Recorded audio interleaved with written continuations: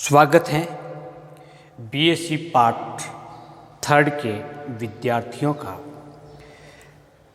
आज की इस ऑनलाइन क्लास में। आज की इस क्लास में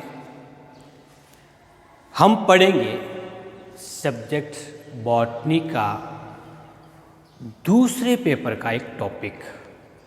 दूसरा पेपर जिसका नाम है plant physiology and plant biochemistry. इस पेपर की 5वीं यूनिट का आज का टॉपिक है जिसका नाम है प्लांट ग्रोथ, पादप वृद्धि क्या होती है। जैसा कि हम जानते हैं कि पादप के विभिन्न भाग जड़, तना और पर्ण हमेशा निरंतर वृद्धि करते रहते हैं। पर्ण की लंबाई के साथ साथ उसकी चौड़ाई में वृद्धि होती है। तना मोटा होता रहता है और लंबा होता रहता है। जड़ें भी इसी प्रकार की वृद्धि को प्रदर्शित करते हैं। तो पादप वृद्धि होती कैसी है, ये कितने प्रकार की होती है, इनकी काइनेटिक्स क्या कहती है और इस वृद्धि के फलस्वरूप बनने वाले कर्व कैसे होते हैं और इसके साथ में वृद्धि को कौन कौन से कारक प्रभावित करते हैं इत्यादि हम आज की इस क्लास में इन टॉपिक के संदर्भ में डिस्कस करेंगे। तो प्लांट ग्रोथ होती क्या है, इसके बारे में डेफिनेशन दी गई है लेविट के द्वारा 1969 में। और डेफिनेशन क्या है कि स्टेबल ट्रिगर प्रेशर में हुई अनुत्क्रमणीय विवर्धन, irreversible increment in a stable turgor cell. स्फीति कोशिका, स्फीति का मतलब स्फीति और सल्थ दो प्रकार की कोशिकाओं की अवस्था होती है। स्फीति अवस्था वो होती है जब अंतःप्राशन के फलस्वरूप जब जल अंदर प्रवेशित होता है तो कोशिका अपने पूर्ण आकार में होती है, उसको नाम देते हैं स्फीति। और जब एक्सोऑस्मोसिस के फलस्वरूप जल बाहर निकल जाता है तो कोशिका सिकुड़ जाती है, उसको नाम देते हैं सल्थ अवस्था। और दूसरा होता है अनुत्क्रमणीय का मतलब पुनः वापस अपनी मूल स्टेज में नहीं आना चाहिए। का तात्पर्य क्या होगा, जैसे आज यदि कोई प्लांट 1 सेंटीमीटर बड़ा है तो कल वो 1 सेंटीमीटर कम से कम रहना चाहिए। 1 से 2 हो ये अलग बात है, लेकिन 1 से भी कम नहीं होना चाहिए। तो हम उस प्रकार के आकार में हुए परिवर्तन को वृद्धि मान सकते हैं। लेकिन यदि वो अनुत्क्रमण नहीं है बल्कि उत्क्रमणीय है, बाह्य कारक जिसके कारण उसके आकार में वृद्धि हुई थी उन कारकों के हटने पर वह पुनः अपनी मूल अवस्था में आ जाती है, तो हम इस परिवर्तन को वृद्धि नहीं मान सकते। जैसे किसी लकड़ी के टुकड़ों को पानी के अंदर डुबोते या पानी से संतृप्त करते हैं तो अधिशोषण के कारण या जल अवशोषण के कारण उसके आकार में वृद्धि हो जाती है। जैसा कि सामान्यतः बरसात के मौसम के अंतर्गत हम देखते हैं कि खिड़की और दरवाजे बंद हो जाते हैं, वो रुकावट पैदा करते हैं। ऐसा क्यों हुआ? क्योंकि उनकी दरवाजों में या खिड़कियों में आकार में वृद्धि हुई है, आकार में परिवर्तन हुआ है। तो क्या हम इसको वृद्धि मान सकते हैं? नहीं। जैसे ही वातावरण के अंदर शुष्कता बढ़ती है तो पुनः अवशोषित जल वाष्पीकृत हो जाता है, फलस्वरूप दरवाजा या खिड़की अपने मूल अवस्था में वापस आ जाती है। तो अनुत्क्रमणीय तो नहीं हुई बल्कि कैसे हुई है? उत्क्रमणीय हुई। तो उत्क्रमणीय विवर्धन यदि किसी प्लांट सेल में होता है तो हम उसको ग्रोथ नहीं मानते हैं। वो कैसा होना चाहिए? अनुत्क्रमणीय होनी चाहिए। पादप में हुई ग्रोथ के पैरामीटर्स क्या होते हैं?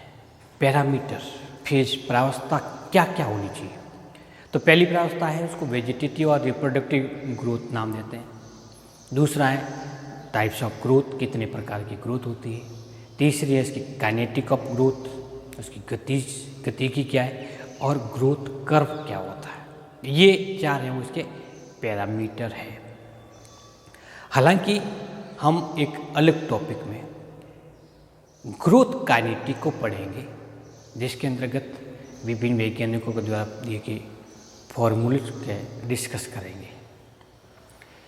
तो आज के इस क्लास में हम इन चारों फेज को छोटे प्रारूप में समझ लेते हैं।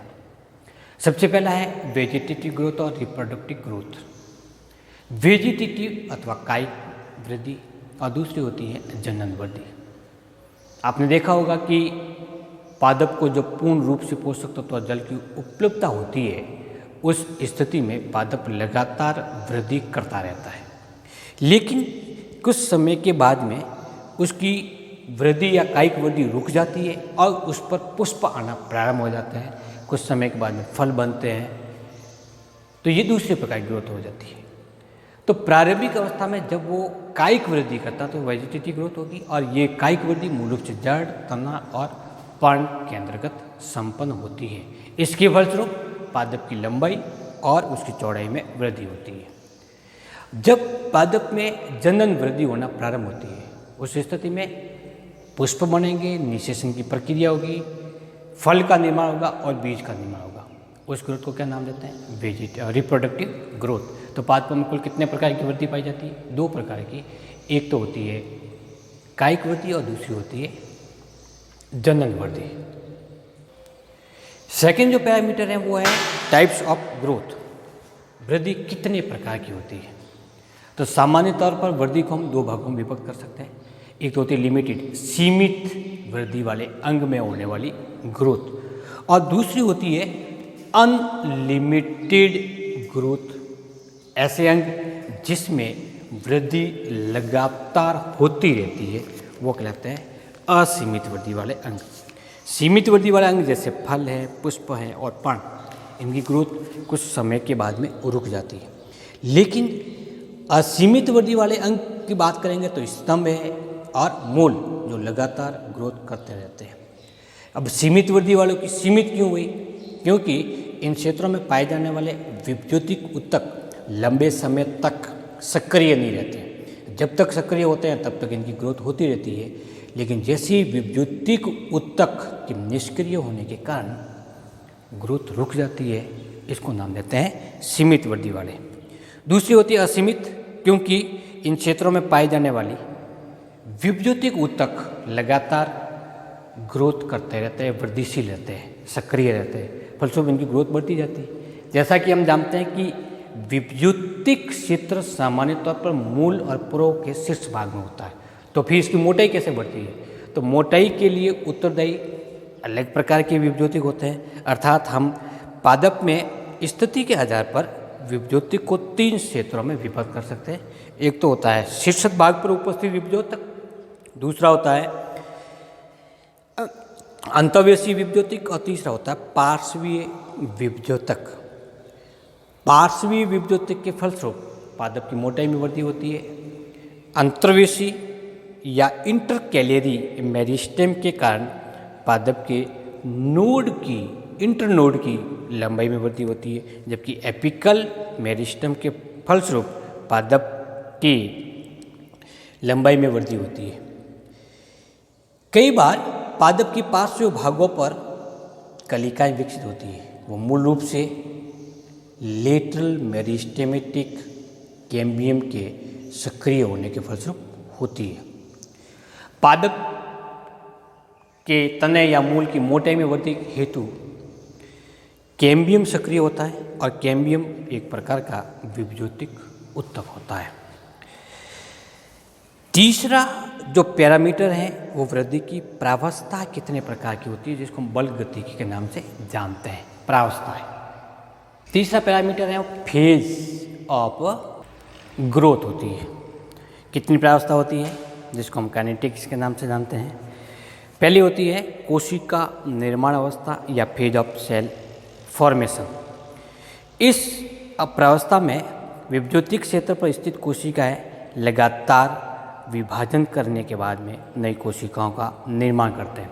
क्योंकि विभज्योतिक ऊतक से ये कोशिकाएं अभी नई नई बनी होती है, इसलिए ये समव्यासी होती है और छोटी होती है। कोशिका भित्ति इनकी पतली होती है, इनमें अंतरकोशिकीय अवकाश नहीं पाए जाते या सूक्ष्म होते हैं। संचित खाद्य पदार्थों की मात्रा अधिक होती है और केंद्रक बड़े आकार का होता है।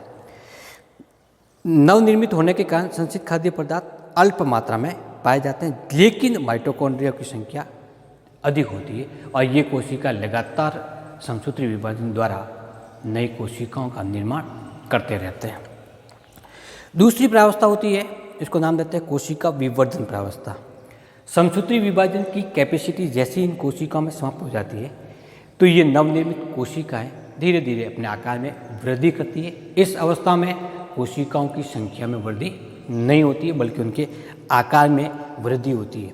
क्योंकि मेरिस्टेमेटिक कोशिका जो समसूत्री विभाजन द्वारा विभाजित हुई थी, उनमें रिक्तिका नहीं पाई जाती है, लेकिन विवर्धन अवस्था के दौरान धीरे धीरे रिक्तिकाओं का निर्माण होना प्रारंभ हो जाता है। एक बड़ी रिक्तिका का निर्माण होती है, कोशिका भित्ति मोटी होना प्रारंभ हो जाती है।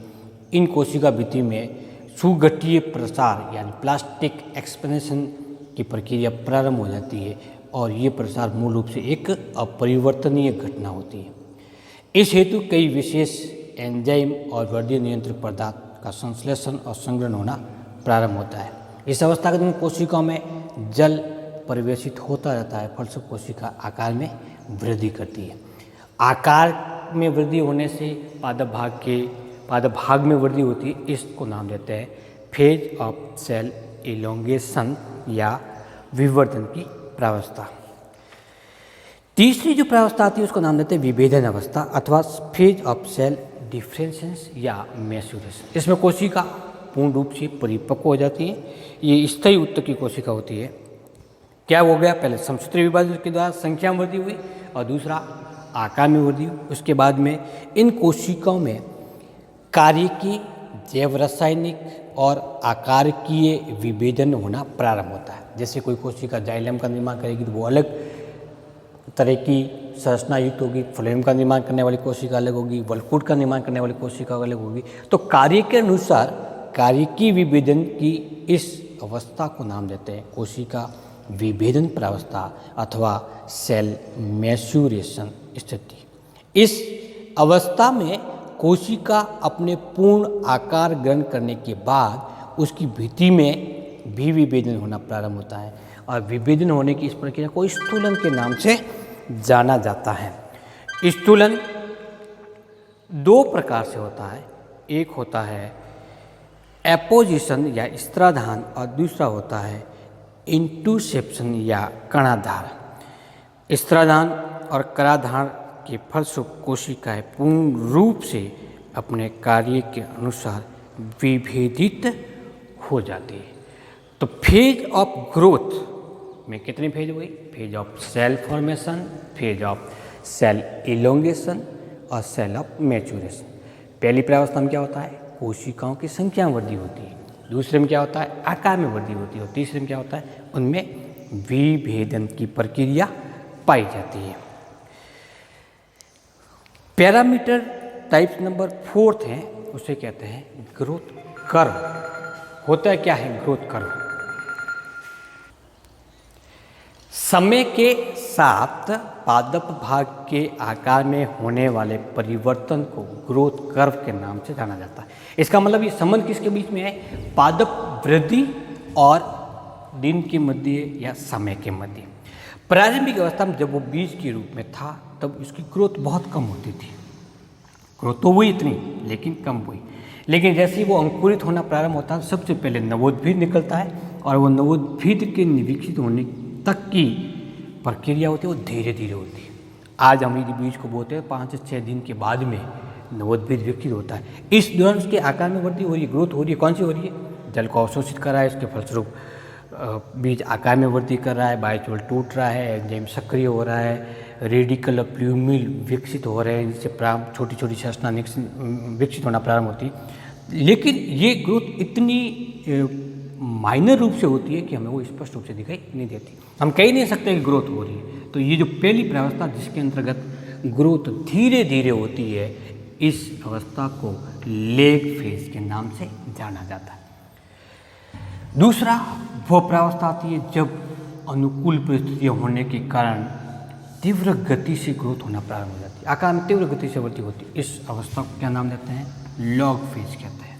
और फिर उस पादप भाग में और अधिक आकार में परिवर्तन होना बंद हो जाता है। इसको क्या नाम देते हैं? स्टेशनरी फेज अथवा स्थायी फेज। तो कुल वृद्धि 3 प्रावस्था में संपन्न होती है, लैग फेज, लॉग फेज और स्टेशनरी फेज। इन तीनों फेज को मिला दिया जाता है तो वो ग्रांड ग्रोथ फेज कहलाती है या ग्रांड ग्रोथ कहलाती है। एक समग्र वृद्धि काल कह सकते हैं। इस प्रकार का बना हुआ कर्व मूल रूप से किस प्रकार के? अंग्रेजी के एस के आकार का, इसीलिए इसको हम एस कर्व के नाम से भी जानते हैं। एस कर्व या कभी कभी इसको सिग्मोइड कर्व भी कहते हैं। तो प्लांट ग्रोथ के 4 पैरामीटर हमने पढ़े। इन चारों पैरामीटर को पढ़ने के बाद में हम उन कारकों के बारे में डिस्कस करते हैं जिसके कारण पादप वृद्धि प्रभावित होती है। पादप वृद्धि मूल रूप से 6 प्रकार के कारकों द्वारा प्रभावित होती है। नंबर पहला है फूड सप्लाई, सेकेंड है कंसंट्रेशन ऑफ ऑक्सीजन, तीसरा है टेम्परेचर वेरिएशन, चौथा है वाटर कंटेंट, लाइट और प्लांट ग्रोथ रेगुलेटर। नंबर पहले की बात करते हैं, फूड सप्लाई की बात करें। जब पादपों को सामान्य रूप से आवश्यक खाद्य पदार्थ की पूर्ति होती रहती है तो उससे मिलने वाले ऊर्जा के कारण ग्रोथ होती रहती है। इस स्थिति हम कह सकते हैं कि भोजन या भोज्य पदार्थ की आपूर्ति के समान वृद्धि होती है। आपूर्ति ज़्यादा होगी, वृद्धि ज़्यादा होगी, आपूर्ति कम होगी तो वृद्धि हमेशा कम होगी। दूसरा है ऑक्सीजन की सांद्रता या ऑक्सीजन कंसंट्रेशन। क्योंकि श्वसन क्रिया के लिए ऑक्सीजन की आवश्यकता होती है और उसी से ऊर्जा मिलती है, इसलिए ऑक्सीजन की सांद्रता के समान वृद्धि होती है। ऑक्सीजन वृद्धि दर हमेशा ऑक्सीजन की सांद्रता के समानुपाती होती है। ऑक्सीजन कहाँ सबसे ज़्यादा प्रयुक्त होती है? तो हमें कोशिका विभाजन चक्र को समझना पड़ेगा, जिसमें जीवन अवस्था के दौरान यदि ऑक्सीजन की कमी हो जाती है तो कोशिका विभाजन करना बंद कर देती है या इनकी विभाजन की दर मंद हो जाती है। तो हम कह सकते हैं कि ऑक्सीजन की सांद्रता बढ़ने पर चूंकि ऊर्जा की आपूर्ति अधिक होगी इसलिए ग्रोथ ज़्यादा होगी। तीसरा जो कारक है उसको कहते हैं टेम्परेचर वेरिएशन। 0 डिग्री से लगा करके टेम्परेचर 40 डिग्री तक की बात करते हैं हम। तो एक टेम्परेचर होता है वो 0 से 10 होता है, फिर 10 से 20 होता है, 20 से 30 होता है, 30 से 40 होता है, तो इतना वेरिएशन होता रहता है। सबसे अधिक अनुकूलित तापमान की जो परास है, रेंज है, वो 28 डिग्री से लगा कर 33 डिग्री या 35 डिग्री सेंटीग्रेड तक होता है। इससे ऊपर या 35 डिग्री से ऊपर तापमान होता है, उस स्थिति में एंजाइम जो ग्रोथ के लिए रेस्पॉन्सिबल है, एंजाइम के डीनेचर होने के कारण ग्रोथ रुक जाती है। जबकि 20 डिग्री से कम टेम्परेचर के मध्य जल के जमने से जीवद्रव्य निष्क्रिय हो जाता है, क्योंकि जीवद्रव्य का अधिकांश भाग होता है वो किससे निर्मित होता है? जल से। तो जल के जम जाने के कारण जीवद्रव्य निष्क्रिय हो जाता है, नष्ट हो जाता है या मृत हो जाता है, फलस्वरूप ग्रोथ नहीं होती। तो अनुकूल रेंज क्या होती है? 28 से लगा करके 35 या 33 तक। लेकिन फिर भी 4 डिग्री सेंटीग्रेड टेम्परेचर से लगा करके 45 तक पादप सामान्य रूप से ग्रोथ करते रहते हैं। अनुकूलता कर लगे जिसमें सबसे अधिक वृद्धि होती है, इस रेंज पे काम कर सकते हैं। इसके अतिरिक्त है वाटर कंटेंट, जल की आवश्यकता। अब जल पादप के लिए कहाँ कहाँ आवश्यक होता है? जैसे परागण क्रिया, वाष्पोत्सर्जन, अवशोषण, प्रकाश संश्लेषण जैसी कई क्रिया हैं जिनके लिए जल अत्यंत ही आवश्यक है। इनके बिना या जल के बिना ये क्रिया संपन्न नहीं होती, क्योंकि परागण क्रिया के द्वारा ही कोशिकाओं का आकार में वृद्धि होती है। और परिभाषा में भी ये था, स्फीति कोशिका के आकार में हुआ परिवर्तन। तो ये कब होगा? स्फीति कब होगी? जब कोशिका में जल प्रवेशित करेगा। जल के कारण फोटोसिंथेसिस होगा, फोटोसिंथेसिस द्वारा खाद्य पदार्थ की मात्रा में वृद्धि होती है। तो ये जल डायरेक्ट रूप से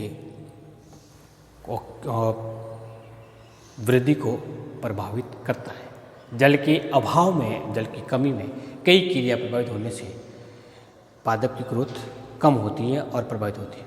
सिंपल सा एग्जांपल ले सकते हैं कि दोपहर के समय जब वाष्पोत्सर्जन बहुत अधिक होता है, उस स्थिति में जल की कमी हो जाती है, फलस्वरूप पौधे मुरझा जाते हैं। तो मुरझाना मूल रूप से स्फीति अवस्था से सल्त अवस्था में आने के कारण होता है, और ये मुरझाने की क्रिया यदि लंबे समय तक पादप में बनी रहती है तो ग्रोथ नहीं होती।